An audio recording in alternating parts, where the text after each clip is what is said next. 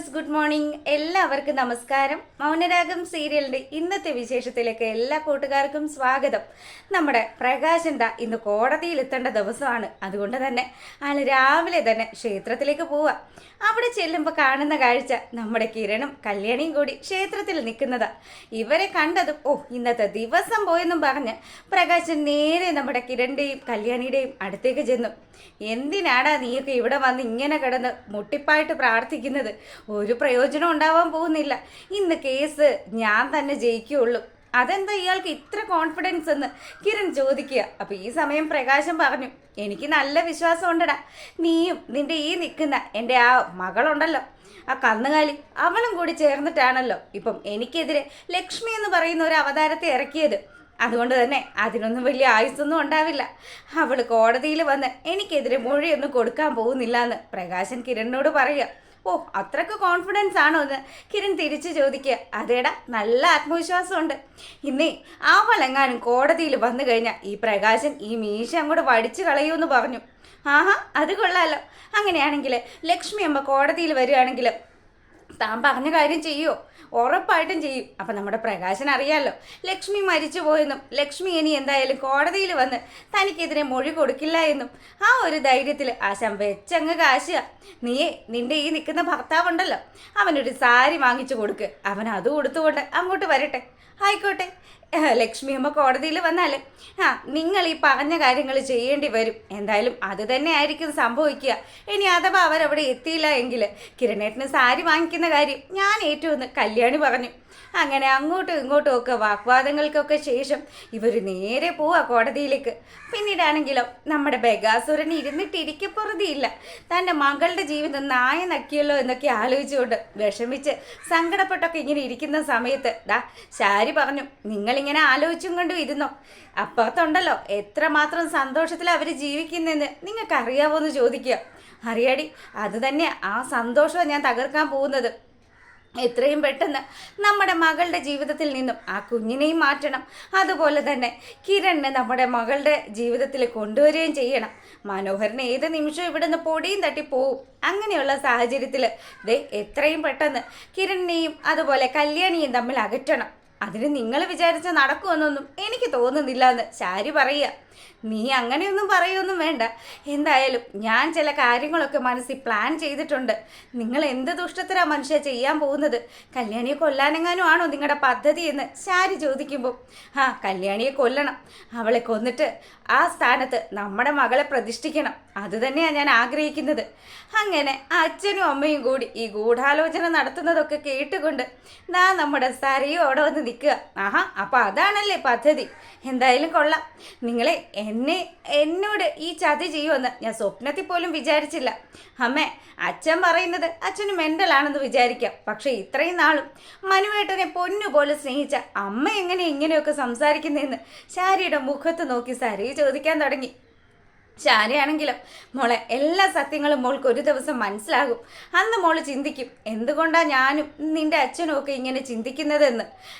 എനിക്ക് നിങ്ങളോട് അധികം ഒന്നും സംസാരിക്കാനില്ല. പിന്നെ അച്ഛനും അമ്മയും കൂടി ഇപ്പോൾ ഒരു പ്ലാൻ ഇട്ടല്ലോ, കിരണിനെ എൻ്റെ ജീവിതത്തിലേക്ക് കൊണ്ടുവരുന്നത്. ഈ സരയുടെ കൊക്കിൽ ജീവൻ ഉണ്ടെങ്കിൽ കിരൺ എൻ്റെ ജീവിതത്തിലേക്ക് വരില്ല. എനിക്ക് എൻ്റെ ജീവിതത്തിൽ ഒരേ ഒരാൾ മാത്രമേ ഉണ്ടാകുള്ളൂ, എൻ്റെ മനുവേട്ടൻ. ആ മനുവേട്ടനെ വിചാരിച്ച് മാത്രമേ ഞാൻ ജീവിക്കുകയുള്ളൂ എന്നൊക്കെ കൂടി ഇവളിങ്ങനെ വെച്ച് കാച്ചുക. തൻ്റെ മകൾക്കും ഇതൊന്നും മനസ്സിലാവാത്ത കൊണ്ടാണല്ലോ ഇങ്ങനെ നിന്ന് പാട്ട് പാടുന്നതെന്ന് ശാരിയും അതുപോലെ നമ്മുടെ ബഗാസുരനും ഒക്കെ മനസ്സിലാക്കി. ഇനി അതും ഇതും പറഞ്ഞ് എൻ്റെ പിന്നാലെ എങ്ങാനും വാ, അപ്പം ഞാൻ കാണിച്ചു തരാമെന്നും പറഞ്ഞ് അച്ഛനോടും അമ്മയോടും ഒക്കെ ദേഷ്യപ്പെട്ട് നമ്മുടെ സരയും അവിടെ നിന്ന് പോവുക. കണ്ടില്ലേ നിങ്ങളുടെ മോള് ഇപ്പം തന്നെ എന്താ പറഞ്ഞതെന്ന്? ഇനി എന്തൊക്കെയാ നടക്കാൻ പോകുന്നത്? ഇനി നടക്കാനൊന്നേ ഉള്ളൂ. കല്യാണി കിരണിൻ്റെ ജീവിതത്തിൽ നിന്ന് പോകും. പകരം സരയും അവിടെ വരികയും ചെയ്യും. അങ്ങനെയാണ് വരുന്നതെങ്കിൽ എനിക്കത് സന്തോഷമുള്ള കാര്യമാണ് ശാരിയും പറയുക. പിന്നീട് കോടതി കൂടുന്ന ആ ഒരു വിശേഷങ്ങളൊക്കെയാണ് കാണിക്കുന്നത്. അങ്ങനെ കോടതി വരാന്തയിലെത്തിയ നമ്മുടെ പ്രകാശൻ ഭയങ്കര സന്തോഷത്തിൽ നിൽക്കുക. വക്കീലേ, നമ്മുടെ കാര്യങ്ങളൊക്കെ ഓക്കെ അല്ലേ? ആ എല്ലാ കാര്യങ്ങളും ഓക്കെയാ. പിന്നെ ആ ലക്ഷ്മി വന്ന് കോടതിയിൽ വന്ന് എന്ത് മൊഴിയാ കൊടുക്കുന്നതെന്നൊന്നും അറിയത്തില്ല.